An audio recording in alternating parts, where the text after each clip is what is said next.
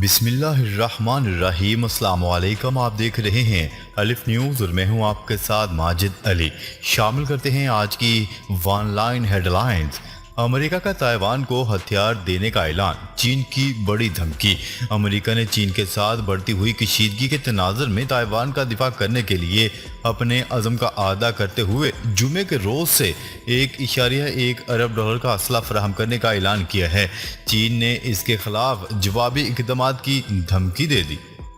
واضح رہے کہ امریکی محکمہ خارجہ نے تائیوان کو ہتھیار فروخت کرنے کی منظوری دے دی ہے۔ ان ہتھیاروں میں 60 بحری جہاز شکن میزائل اور فضا سے فضا میں مار کرنے والے 100 میزائل اور ریڈار سسٹم شامل ہیں۔ ایران کی ڈرون طاقت نے دشمنوں کی نیندیں حرام کر دیں۔ نیوز رپورٹ کے مطابق صہیونی سیکیورٹی کے ایک ادارے نے اپنی ایک رپورٹ میں ڈرون سازی کے میدان میں ایران کی طاقت کا اعتراف کرتے ہوئے لکھا کہ اس وقت ایران کا ڈرون پروگرام اس حکومت کے لیے سب سے بڑا خطرہ ہے۔ ترکیہ کا جنگی بحری جہاز اسرائیلی بندرگاہ پر لنگر انداز۔ 10 سال میں پہلی مرتبہ ترکیہ کا بحری جنگی جہاز اسرائیل کی حائفہ بندرگاہ پر لنگر انداز ہو گیا۔ ترکیہ کے بحری جنگی جہاز نے امریکی بحریہ کے جہاز کے ساتھ حائفہ کا سفر کیا۔ دونوں نیٹو کی مشق کا حصہ ہیں۔ غیر ملکی میڈیا کی رپورٹ کے مطابق ترک جہاز چند روز اسرائیل میں ہی قیام کرے گا، جہاں اس میں ایندھن بھرا جائے گا۔ واضح ہے کہ 2018 کے دوران غزہ میں سرحدی تنازعات کے معاملے پر اسرائیل اور ترکیہ کے تعلقات اس قدر خراب ہو گئے تھے کہ دونوں ممالک نے ایک دوسرے کے سفیروں کو ملک بدر کر دیا تھا۔ ایران اسرائیل کی کشیدگی میں اضافہ۔ ایران نے اپنے 51 شہروں اور اضلاع کو سول ڈیفنس سسٹم سے لیس کر لیا تاکہ کسی بھی ممکنہ غیر ملکی حملے سے نپٹا جا سکے۔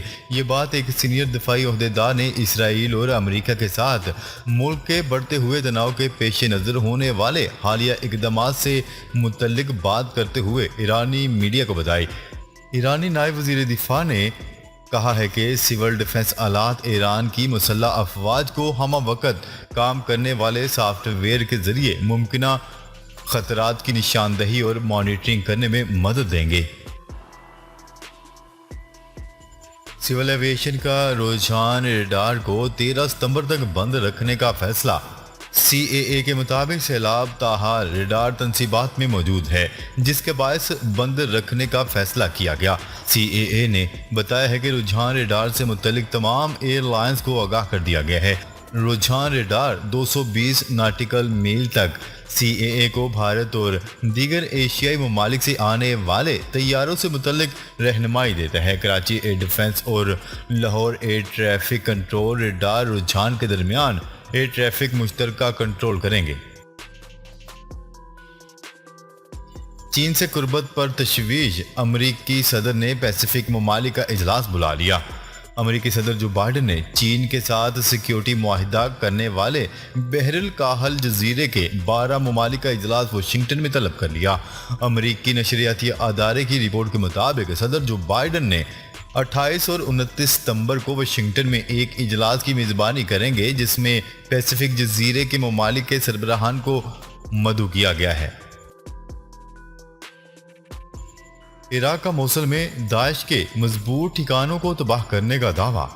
عراقی فوج نے داعش کے مضبوط ترین گڑھ موصل میں قائم داعش کے ٹھکانوں کو حملہ کر کے تباہ کر دیا۔ عراق کی سرکاری خبرساں ایجنسی کی رپورٹ کے مطابق موصل کی آدھیا پہاڑیوں میں واقع داعش جنگجوؤں کے ٹھکانوں کو تباہ کر دیا گیا، جہاں بڑی تعداد میں اسلحہ، بارود، ٹیکنیکل سپورٹ آلات اور کمین گاہیں موجود تھیں۔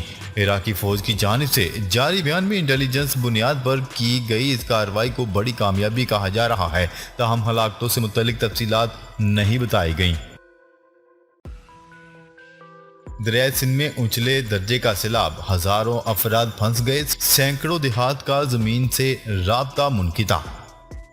دریائے سندھ میں اونچلے درجے کے سیلاب سے ہزاروں افراد پھنس چکے ہیں، سینکڑوں دیہات کا زمینی رابطہ منقطع ہو گیا۔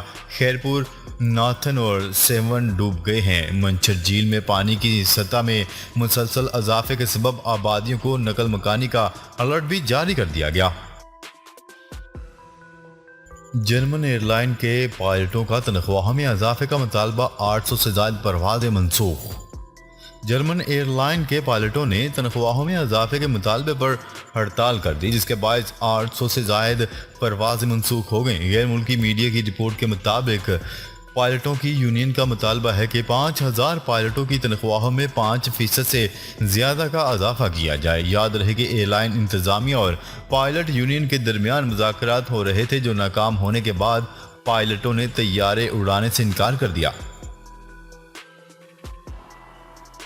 ایران اور افغانستان سے ٹماٹر اور پیاز کی کھیپ آنا شروع۔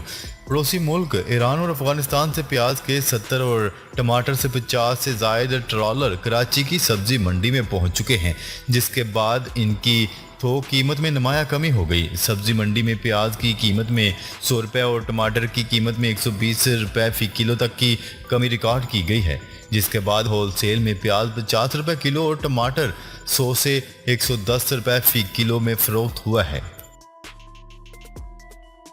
سیلاب زدگان کی بحالی اور امداد کے لیے دوست ممالک army chief general Qamar Javed Bajwa سے مسلسل رابطے میں ہے۔ D G I S P R موجودہ صورتحال کے پیش نظر یوم دفاع کی مرکزی تقریب مؤخر کر دی گئی۔ آرمی نے سیلاب متاثرین کے لیے 3 دن کا راشن بھیجا، جبکہ ٹینٹ اور دیگر اشیاء بھی تقسیم کی گئیں۔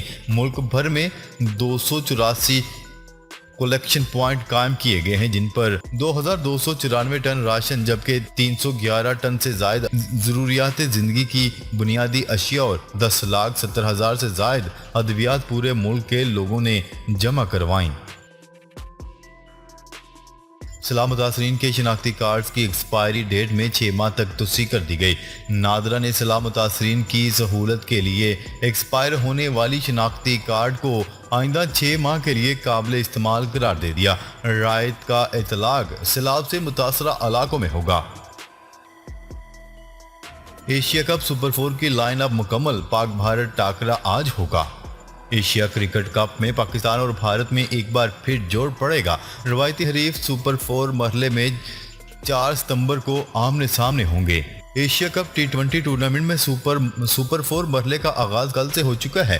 بھارت، افغانستان، سری لنکا اور پاکستان سپر 4 مرحلے میں پہنچ چکے ہیں۔ ایشیا کرکٹ کپ میں ایک اور بڑا مقابلہ طے پا گیا۔ پاکستان کا بھارت کے ساتھ دوسرا ٹاکرا آج ہو رہا ہے۔ دونوں ٹیمیں سپر 4 مرحلے میں دبئی میں آمنے سامنے ہوں گی۔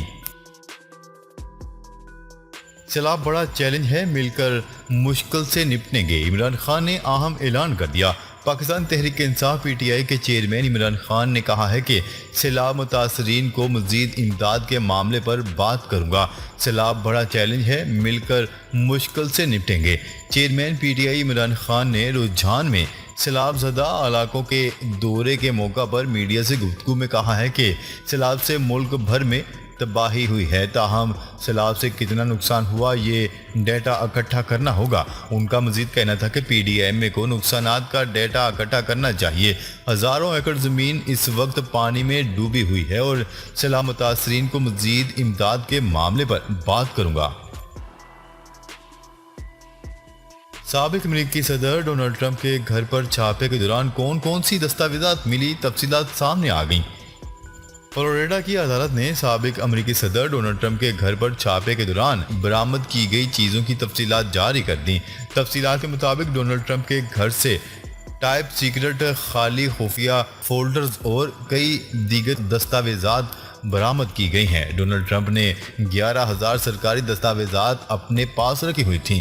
درآمد شدہ دستاویزات میں 18 دستاویزات ٹاپ سیکرٹ، جبکہ 53 سیکرٹ اور 31 کانفیڈینشیل کے لیبل کے ساتھ تھیں۔ خبرساز ایجنسی کی رپورٹ کے مطابق ایجنٹس کو کئی درجن خالی فولڈر ملے جن پر کلاسیفائڈ لکھا ہوا تھا۔ ناظرین، اب تک کے لیے اتنا ہی۔